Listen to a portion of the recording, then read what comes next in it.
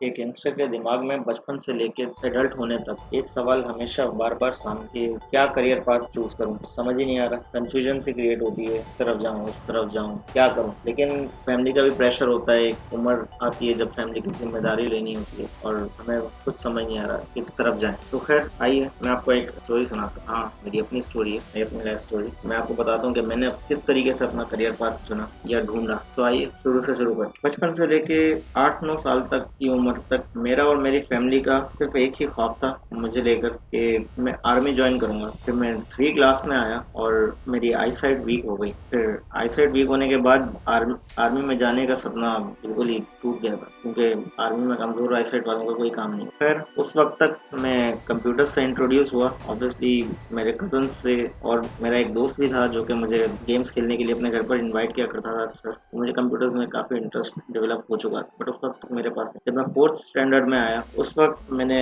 अपना पीसी खरीदा। हाँ, लेट खरीदा था बाकियों से, बट मेरी सराउंडिंग से काफ़ी एडवांस था क्योंकि उस वक्त मार्केट में पेंटियम 4 चला करते थे और जिस वक्त मैंने खरीदा था उस वक्त पेंटियम डी खरीदा था, जो कि किसी के इल्म में भी नहीं था ऐसा भी कुछ है क्या। वो पेंटियम 4 की नेक्स्ट जनरेशन थी। हाँ, मैं बच्चा था उस वक्त, तो वैसी बात है, मेरा लेने का सिर्फ एक ही मकसद था, गेम खेलना। लेकिन गेम खेलने के दौरान सॉफ्टवेयर भी सेटअप करने पड़ते हैं और गेम्स की रिक्वायरमेंट भी पूरी करनी पड़ती है ताकि जिससे गेम रन हो सके। तो ये सब करते करते मैं सॉफ्टवेयर की गहराई में जाते जाते मुझे कंप्यूटर्स की चीज़ों के बारे में काफ़ी ज़्यादा नॉलेज होने लगी और चीज़ें समझ आने लगी और मैं सॉफ्टवेयर के अंदर काफ़ी ज़्यादा गहराई में लगा आहिस्ता आहिस्ता। तो मेरा इसमें इंटरेस्ट भी डेवलप। तो ये वक्त गुजरते गुजरते एक वक्त ऐसा आया कि मेरी फैमिली को ऐसा लगा और मेरा भी ये माइंड बन चुका था कि मैं बड़ा होकर सॉफ्टवेयर इंजीनियर बनूंगा। उस वक्त तक मेरे सराउंडिंग के लोगों में सॉफ्टवेयर इंजीनियरिंग के बारे में कोई खास लोगों को नॉलेज नहीं हुआ करता। और साथ ही साथ मैं स्पोर्ट्स भी खेला करता था। हाँ, क्रिकेट नहीं खेला करता था, फुटबॉल खेलता था क्योंकि क्रिकेट मेरी समझ के बाहर थी। हाँ, एक चीज़ मुझे उसकी बड़ी बुरी लगती है कि एक बंदा है जिसने फील्डिंग की, वो पूरे 20 ओवर 50 ओवर फील्डिंग कर रहा है, बैटिंग की बारी आई तो कभी कभार उसकी बैटिंग ही नहीं आई। तो ये एक नाइंसाफी सी लगती थी मुझे। खैर, मेरा कभी इंटरेस्ट डेवलप ही नहीं हुआ इस तरीके से क्रिकेट में। फिर ये कि मैं फुटबॉल बहुत मज़े से खेला करता था, लेकिन फुटबॉल खेलते खेलते कभी कभार मुझे ऐसा महसूस होता है जैसे मेरा माइंड बहुत ज़्यादा ट्रिकी हो गया है दूसरों को झांसा देने में। तो ऑब्वियसली मैं क्योंकि ड्रिबलिंग में टैकल करने में काफ़ी अच्छा हुआ करता था, और कभी कभार ऐसा लगता था जैसे मेरे पैरों में जादू सा है। तो फिर ये सिर्फ मेरी अपनी सोच नहीं थी, ये मेरे दोस्तों की भी सोच थी। फिर फास्ट फॉरवर्ड आगे आते हैं, जब मैं 8th स्टैंडर्ड तक पहुंचा, जब मैं कंप्यूटर्स भी प्ले किया करता था और फुटबॉल भी प्ले किया करता था। तो मेरे पास दो करियर ऑप्शन उस वक्त, और मैंने उस वक्त एक बड़ा डिसीजन लिया। अपने पेरेंट्स से पूछा, ऑब्वियसली एक पाकिस्तानी फुटबॉल प्लेयर वही जो अपने पेरेंट्स से पूछता है आमतौर पर। मैंने उनसे पूछा कि आप जितना पैसा मेरी फ्यूचर एजुकेशन पर लगाने वाले हो, वो सारा पैसा एक वक्त में मुझे लगाकर यूरोप फुटबॉल अकेडमी में भेज दो ताकि मैं प्रोफेशनल फुटबॉल प्लेयर बन सकूं। बट मेरे फादर ने मुझे उस वक्त एक ही चीज़ बताई, फॉर सपोज ऐसा मान लो कि तुम वहां पहुंच भी गए, लेकिन अगर तुम प्रोफेशनल प्लेयर बनने में फेल हो जाते हो तो तुम क्या करोगे उसके बाद। मैं ये बात सुनकर वाकई ब्लैंक हो चुका था। उन्होंने मुझे एक और बात बताई जिसने मुझे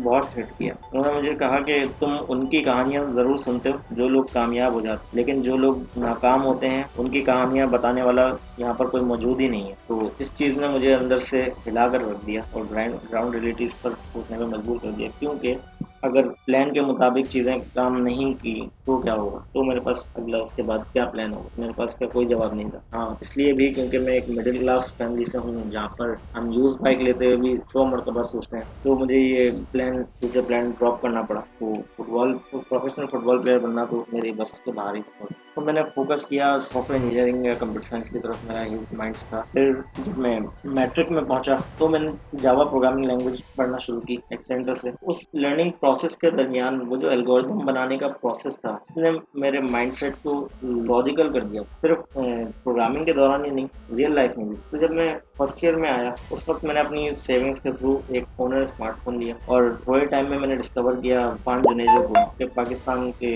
one of the top most artist blogger. उनको देखने के बाद मैं भी व्लॉग्स करने के बारे में सोचने लगा। और फिर जल्द अचानक उन्होंने एक वीडियो अपलोड की जो कि ओनर स्मार्टफोन प्रोडक्शंस की तरफ से स्पॉन्सर्ड थी, जो जिसमें वो क्रिएटर्स को इनवाइट कर रहे थे ट्रिप के लिए, जो कि ऑब्वियसली ऑनर यूजर्स थे।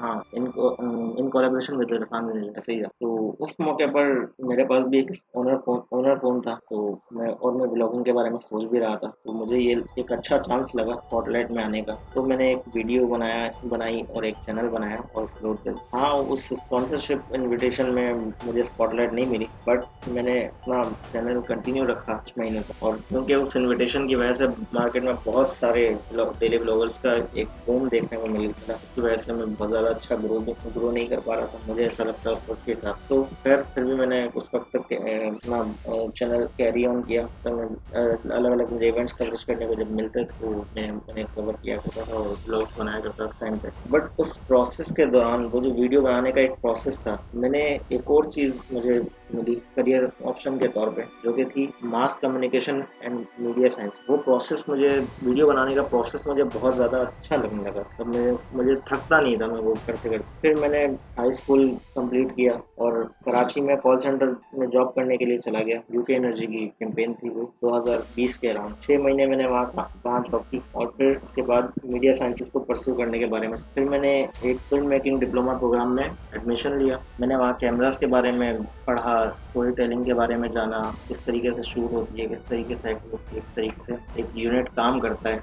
हाँ, उस वक्त मैंने एक कैमरा भी खरीद लिया था, जो कि था सोनी अल्फा 6400, इस करियर लाइन को परस्यू करने के लिए। वहाँ पर मेरा एक ग्रुप ऑफ फ्रेंड्स हुआ करता था, जिनमें से डिप्लोमा के बाद आधे से ज़्यादा अमेरिका चले गए थे, और बाकी जो थे वो मेरे साथ मेरे इंटीरियर सिंध के ही फ्रेंड्स थे। उनके साथ फिल्म लाइन के तो मैं ज़्यादा कनेक्शन नहीं बना पाया, लेकिन जो मेरे बचे हुए दोस्त थे उनके साथ मैंने वेडिंग प्रोजेक्ट्स शूट करना शुरू कर दिए, जिससे एक अच्छी पॉकेट मनी कभी कभार बन जाया करती थी। लेकिन इस मार्केट के अंदर भी एक कट थ्रोट कॉम्पिटिशन होता था, और अब भी है, जो क्वालिटी के बजाय क्वांटिटी पर फोकस करते हैं और अपने रेट गिराकर चीज़ों को विन कर जाते। बट मैं क्वालिटी पर ही फोकस था, और सारी ज़िंदगी के लिए मैं वेडिंग शूट भी नहीं करना चाहता।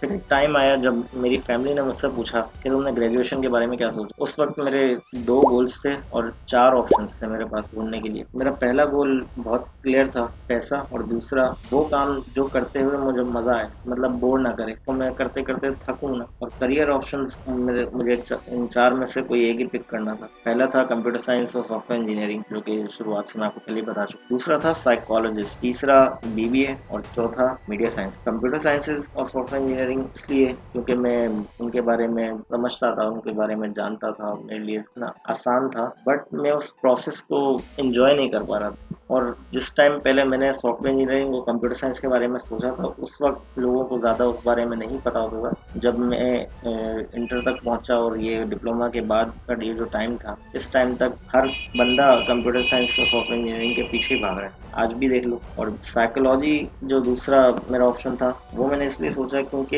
ये प्रोग्रामिंग प्रोसेस के दौरान जो लॉजिकल थिंकिंग इंसान लगाता है, मुझे उससे अपनी रियल लाइफ में भी लोगों को समझने में ज़्यादा से ज़्यादा आसानी होती थी, और मैं इंटरेस्टेड था, मुझे अच्छा लगता था। तो मैं लोगों की साइकी के बारे में समझना चाहता था। बट पाकिस्तान में रहते हुए ये पैसों के लिए एक आइडियल ऑप्शन नहीं था ग्रेजुएशन के लिए। थर्ड ऑप्शन बीबीए, वो इसलिए क्योंकि ऑब्वियसली मैं ये सोचता था कि अल्टीमेटली मुझे ज़िंदगी में क्या चाहिए, मुझे अपनी ज़िंदगी में अल्टीमेटली बिजनेस ही करना है, क्योंकि जॉब से आप हमेशा एक बहुत ज़्यादा खास अच्छे खासे पैसे नहीं बना सकते, हमेशा जॉब पर रिलाई नहीं कर सकते, मेरा ये मानना है। तो मुझे वो प्लान भी ड्रॉप करना पड़ा। मेरा चौथा ऑप्शन था मीडिया साइंस का। ये इसलिए कि मैं चाहता था कि मैं और कनेक्शंस बनाऊं, और इसका प्रोसेस भी मुझे बहुत मज़ा देता था, मेरे लिए इंजॉयबल होता था। तो मैंने अपनी फैमिली को इस बारे में बताया और मैंने मीडिया साइंसेस को पिक किया। बट मेरी फैमिली ने मुझसे एक बात कही, हम आपको सिर्फ उसी वक्त सपोर्ट करेंगे अगर आप कंप्यूटर साइंस के अंदर एडमिशन लो। और मजबूरन मेरे पास और कोई ऑप्शन नहीं था और ज़िंदगी को आगे बढ़ाना था, तो मैंने कंप्यूटर साइंस में एडमिशन ले लिया, और साथ ही साथ मैं वेडिंग शूट भी किया करता था। अब यूनिवर्सिटी की जो मेरी टाइमिंग थी वो 9 to 5 थी, और मिडिल क्लास फैमिली के तौर पे मेरी फैमिली मुझसे आए रोज जॉब की रिक्वायरमेंट कर दी कि अब आप जॉब पकड़ लो, अपनी पेंसिल जो है वो खुद उठाओ, क्योंकि मैं कराची में बैचलर रहा करता था, तो ऑब्वियसली खर्चा भी 30 से 40 हज़ार से कम नहीं था कम। लेकिन यूनिवर्सिटी में 9 to 5 होते हुए और घर आने के बाद लॉन्ड्री करना, क्लीनिंग करना और भी फ्लैट पे 10 काम होते हैं बैचलर रहने वालों के, जो उन्हें खुद करने पड़ते हैं। मैं वो चीज़ साथ साथ कभी नहीं कर पा रहा था कि मैं अब जॉब भी करूँ, मेंटल स्टेमिना नहीं। मैंने 4 सेमेस्टर तक पढ़ा और उसके बाद ये फैमिली के साथ कंटिन्यूसली आर्गूमेंट करते करते मैं बहुत एग्जॉस्ट हो चुका था। फिर उसके बाद मैंने एक फैसला लिया कि मैं कंप्यूटर साइंस के अंदर मैंने एडमिशन तो ले लिया। कंप्यूटर साइंस की किस फील्ड में मुझे बेहतरी महसूस होती थी, मैं उसमें एक्सपर्टीज हासिल करके और उसको एक इसके हिसाब से एक रिमोट जॉब पकड़ लूँ। तो मैंने साइबर सिक्योरिटी को बेहतर एक ऑप्शन समझा। मैंने अपने 4 सेमेस्टर के बाद यूनिवर्सिटी फीस करवाई और साइबर सिक्योरिटी के डिप्लोमा प्रोग्राम में एक जगह एडमिशन लिया, ताकि मैं आगे बग बाउंड्री कर सकूं रिमोटली। लेकिन जब तक मेरा ये प्रोग्राम मुकम्मल होता, उस वक्त तक मेरी ज़िंदगी में मल्टीपल पर्सनल ट्रेजेडीज चल रही है, जो कि ऑब्वियसली मैं पब्लिकली शेयर नहीं करना चाहता। उस वक्त मैंने अपना कैमरा भी बेचा, मैं बहुत ज़्यादा डीमोटिवेटेड था, मुझमें मेंटल स्टेमिना नहीं था। I was in constant depression. मैं बहुत ज़्यादा बीमार भी हो रहा था, इतना बीमार कि एक ही वक्त में कंसिस्टेंटली 3 से 4 स्पेशलिस्ट डॉक्टर्स के पास अलग अलग भागा करता था एक ही वक्त। फिर रेस्ट लेने के लिए मैं अपने होम टाउन वापस आया इंटीग्रेशन में, और कुछ महीनों के बाद जब चीज़ें थोड़ी सी सेटल आउट मुझे लगा होने लगी, तब मैंने एक जॉब पकड़ी एक एनजीओ स्कूल की मैनेजमेंट के अंदर। लेकिन कॉर्पोरेट वर्ल्ड में जब आप जॉब करने लगते हो ना, तब आपको पता लगता है कि इसे झेलना आसान नहीं है। यहाँ पे बहुत सारे हिपोक्रेट्स आपको मिलेंगे। इसकी मिसाल मैं आपको इस तरीके से दूंगा, अगर मैं आपके साथ हूँ और आप कुछ ऐसा करते हो जो कि सही नहीं है और वो मेरी ज़िंदगी में भी असरअंदाज होता है, तो मैं आपसे दूरी इख्तियार कर लूँगा। इसी तरीके से मेरे साथ भी हुआ, मुझे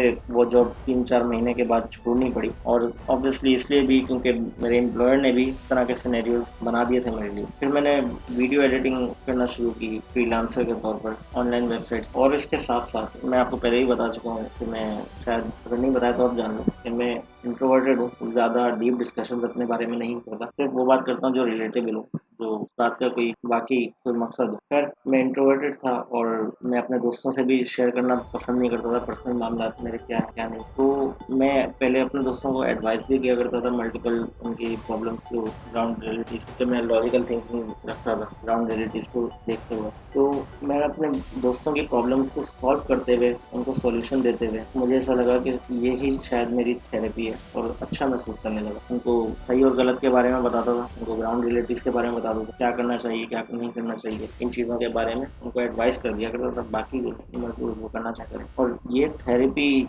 मेरे लिए एक नई शुरुआत के तौर पर साबित हुई, क्योंकि अब मेरे फ्रेंड सर्कल में मुझे एक अच्छा एडवाइज़र माना करते थे। तो मेरे फ्रेंड से रिलेटेड सर्कल में बहुत सारे लोग ये सुनते सुनते अक्सर मुझसे एडवाइस लेने आया करते। एक टाइम ऐसा भी आया कि मेरे पास अपनी ज़िंदगी के लिए बहुत ज़्यादा टाइम नहीं होता था, इतने ज़्यादा लोगों को मैं एडवाइस करने लगा। फिर मैंने सोचा क्यों ना इन चीज़ों को थोड़ा लिमिट किया जाए, और अगर इस तरीके से अपना टाइम बर्बाद करूँगा तो मैं फिर भी कुछ नहीं कर पाऊंगा। फिर मैंने अपने जो भी मुझसे एडवाइस लेने आता था उनको चार्ज करना शुरू किया, ऑब्वियसली पैसों पर, और ये एडवाइजिंग थेरेपी मेरे लिए मेरी सक्सेस की चाबी बन गई। और अब मैं यहाँ हूँ आपके सामने, मेरा लवली प्रोफेशन कह लो, कंटेंट क्रिएशन है, उसे परस्यू कर रहा हूँ अल्हम्दुलिल्लाह, अपना सर्वाइवल कर रहा हूँ, और अब साथ साथ अपने कंटेंट क्रिएशन की तरफ भी ध्यान दे रहा हूँ। हाँ, मैं ये एनोनिमसली कर रहा हूँ क्योंकि मेरे कुछ फ्यूचर प्लान्स हैं जो कि मैं चाहता हूँ कि मेरी पहचान की वजह से शायद अफेक्ट ना हो। हाँ, मैं जानता हूँ मैं हमेशा एनोनिमस तो नहीं रह सकता, बट थोड़े टाइम के लिए इसी तरीके से मैं कैरी ऑन करूँगा। कुल मिला के बात सिर्फ इतनी सी है,